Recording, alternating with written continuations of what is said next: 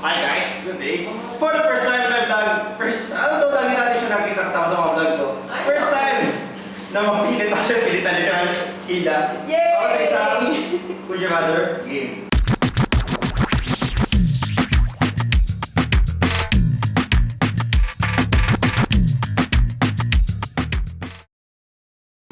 Would you rather means you're gonna choose from which one sa mo or something between sa mga nakababaliw at awkward lessons. Let's start.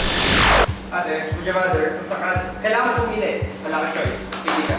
Though I'm gonna give also my opinion, pero let's start. Would you rather eat a dog or a cat? Ano yung No, kailangan mo pumili. Kung kailangan mo, yun yung pagkain, kailangan mo kumain between a dog and a cat. dog? Okay. Himay! Hear that! Himay! Mas gusto kong kainin. Dog. Cat! Alam ko malinis. Dog o cat o rat? Cat! Pusa! Asang pusa! Cat na lang.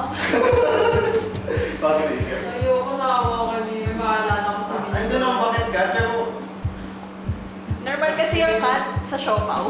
mali ba, may idea ko na at least kung kumakain mo ng boto, at least tinig yung maximum na kinakain ng pusa. Samantalang aso kumakain sa linya suka. Tsaka, I guess, yun yung dito. Sa pili ka, mas gusto mo magkaroon ng tatlong kamay, tatlong paa. Hands. Bakit? I can help other people. Okay. Kung hindi ka mamamatay ng pagkain, pero makakain mo lahat ng pinakamasarap gusto mong pagkain. So, kung pipiliin ka, would you rather have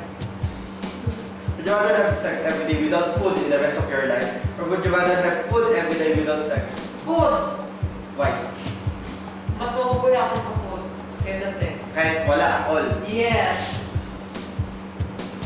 Ito sagot niya kasi dito yung content. Would you rather be Batman or Superman? Of course. Superman. Kasi Nalipad. well, same answer. Bakit ba di ba naman diba? Tama. Kasi, may mga tao sasabihin nila si Batman kasi maabilidad. Kaysa kay Superman. I don't know. Why?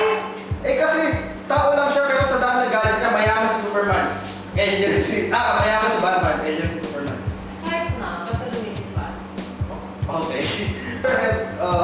Mas gusto mo ba yung magkaroon husband ka na, just in case na kunyari single ka, mas gusto mo ba magkaroon ng isang sitwasyon na magkaroon kasi nasa isang sitwasyon ka o relasyon ka na mahal ka ng tao pero hindi mo mahal o mahal mo sa tao hindi ka na mahal?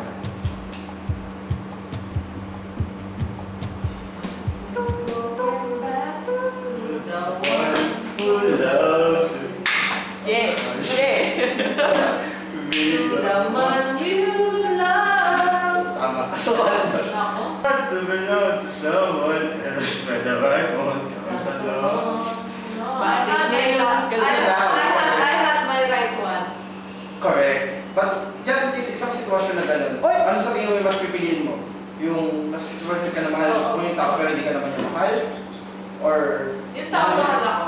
kahit hindi mo mahal, tingin mo mas matututunan? Yes. Mas kaysa naman mahal, Yung mo yung tao tao- di kaya mahal, tingin mo hindi mo siya kaya persuade na mahal ka niya. Oo. Would you rather,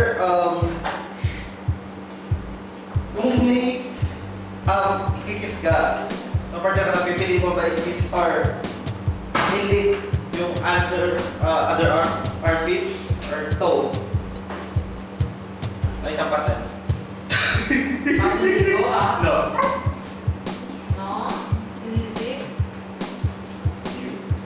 Ay, Ew. None of the above. isa lang. Both are goes anyway.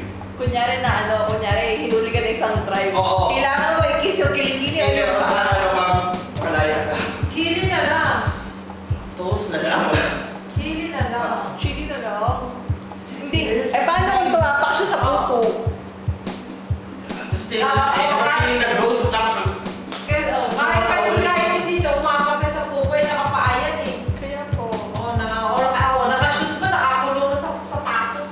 Ew. But at least kilikili, ano lang, Kung palos. magkaroon ka ng talent na mas gusto mo, you would you rather be a singer or dancer? No, isa lang.